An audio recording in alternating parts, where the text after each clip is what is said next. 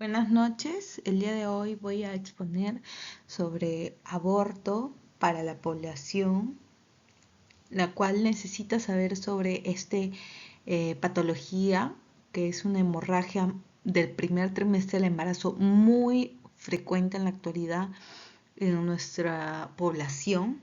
Es por eso que como residente de ginecología del Hospital San Bartolomé se les va a dar a conocer los puntos más importantes de esta patología, tanto saber cómo se define, por qué es que podemos pensar en que a veces una paciente viene con aborto o ustedes como pacientes eh, siempre preguntan por qué doctora, por qué doctor tengo un aborto. Es por eso que yo les voy a brindar la etiología, o eso quiere decir las causas de por qué se da este tipo de aborto, ya sea un aborto según la clasificación que también les voy a explicar, y su manejo correspondiente y cómo lo podemos diagnosticar. La definición, como ya sabemos, aborto viene del latín arbori, abortar, latín abortus, que deriva del término arborior, hortus es el participativo del verbo oriri, ab mal ortus nacimiento, es decir, parto anticipado, privación del nacimiento o nacimiento desde el tiempo. El aborto se define como la interrupción espontánea o inducida al embarazo antes de la viabilidad fetal. Según el Centro Nacional de Enfermedades o el CDC y el OMS, definen al aborto como una interrupción o pérdida del embarazo antes de las 20 semanas o con un feto expulsado menor a 500 gramos. Dentro de la introducción, aquí en el Perú, Gutiérrez y Guevara hacen estudios donde mencionan que el aborto incompleto no complicado es una de las emergencias obstétricas más frecuentes de los servicios de salud, los cuales ocasionan altos costos en su atención. Para el manejo del aborto incompleto, los servicios de ginecología obstetricia del país utilizan la tecnología de aspiración manual endouterina o AMEU y el tratamiento médico con misoprostol, ambas con la misma seguridad y efectividad. La clasificación de este aborto podemos denominarlo como una pérdida temprana del embarazo, que eso quiere decir menor a 12 semanas, y un aborto tardío, que quiere decir que es mayor a 12 semanas de gestación. La pérdida temprana, como ya hemos visto, es un embarazo no viable intrauterino, encontrando en él ya sea, por ejemplo, el saco gestacional vacío, sin embrión, o el embrión pero sin actividad cardíaca, o sea, no tiene latido el corazón. Tenemos que tener en cuenta que dentro de esta clasificación el aborto temprano es el más frecuente en un 80% de abortos espontáneos. Tenemos otro tipo de clasificación mucho más completa en la cual nosotros podemos determinar y esclarecer algunas definiciones que no quedan a veces muy claras. Uno de ellos es amenaza de aborto, cuando encontramos una paciente con dolor pélvico, con sangrado, pero no hay orificios abiertos. También tenemos otra denominación que es el aborto en curso, que es aquel que puede ser inminente o inevitable. Inevitable es cuando ya se rompen las membranas, cuando es un feto más grande, mayor, tardío, más de 12 semanas, ya tiene su placenta, ya tiene sus membranas completas y pues la paciente viene por emergencia con pérdida de líquido, con membranas rotas, entonces a ese se le denomina un aborto inevitable.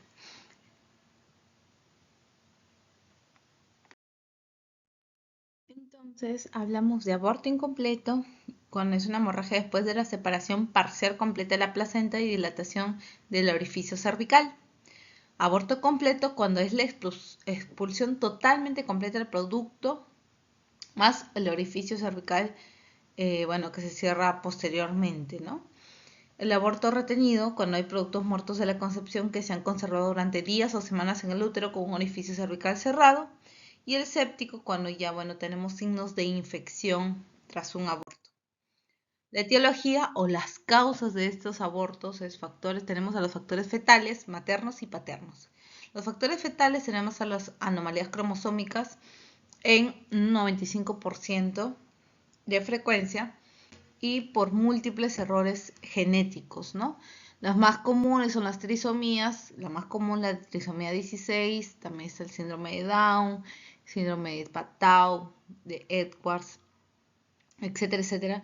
Son síndromes en los cuales hay una alteración cromosómica y es por eso que, bueno, se da este aborto espontáneo. Hay factores maternos como algunas infecciones, diabetes mellitus mal controlada, obesidad, enfermedad tiroidea, lupus, estilos de vida como el alcoholismo, y factores paternos, porque el padre también tiene que ver en esto, es que puede ser un incremento de edad paterna. Puede asociarse de manera significativa a un mayor riesgo de aborto. Aquí, como vemos, ya hemos visto las causas del aborto, pero en este caso tardío, ya hemos visto defectos, también pueden ser uterinos, que pueden haber miomas, defectos uterinos congénitos como el útero bicorne, septado, etcétera.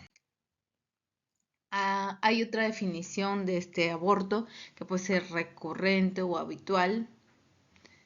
La definición clásica es que pueden ser 3 o más pérdidas consecutivas del embarazo menor a 20 semanas de gestación con un peso de menos 500. La Sociedad Americana de Medicina Reproductiva refiere que son 2 o más embarazos fallidos confirmados por examen ecográfico o histopatológico. Tenemos un aborto recurrente primario y secundario, en el cual se diferencian en el primario, donde hay una pérdida múltiple en una mujer que nunca ha dado a luz a un bebé vivo. Cambio en una secundaria así como los que vemos, ¿no? Usualmente.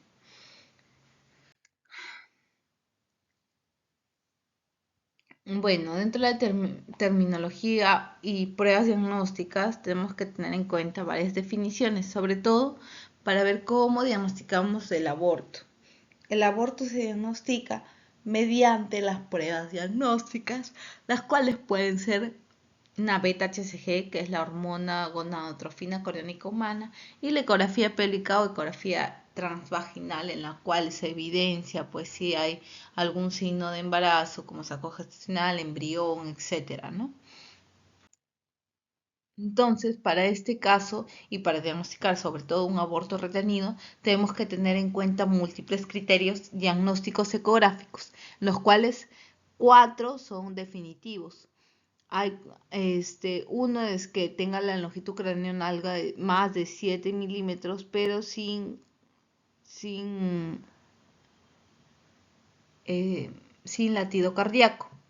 Luego, también que podamos encontrar un saco con un diámetro medio de más de 25 milímetros sin embrión, ausencia de embrión con latido mayor a 2 semanas después de una exploración que se haya mostrado un saco gestacional sin una vesícula vitelina y ausencia de embrión con latido cardíaco mayor o igual a 11 días después de una exploración que muestra un saco gestacional con vesícula vitelina. Acá hay un cuadro en el cual se puede evidenciar alguna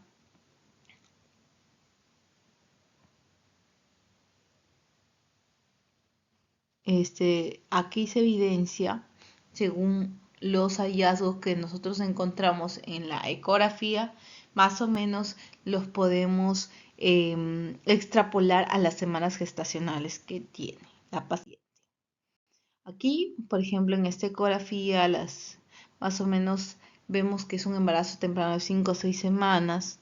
Hay un saco gestacional, vemos que hay incluso aquí un embrión.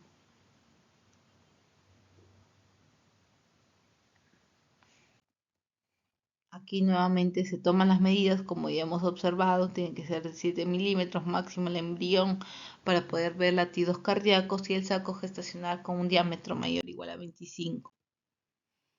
¿Cómo utilizamos para un manejo y tratamiento eficaz en estos abortos? Uno de ellos es utilizar el misoprostol, esta tabletita en la cual cuando es menor de 12 semanas como tú, se toma 800 microgramos, ya sea bucal, intravaginal o sublingual. El tratamiento quirúrgico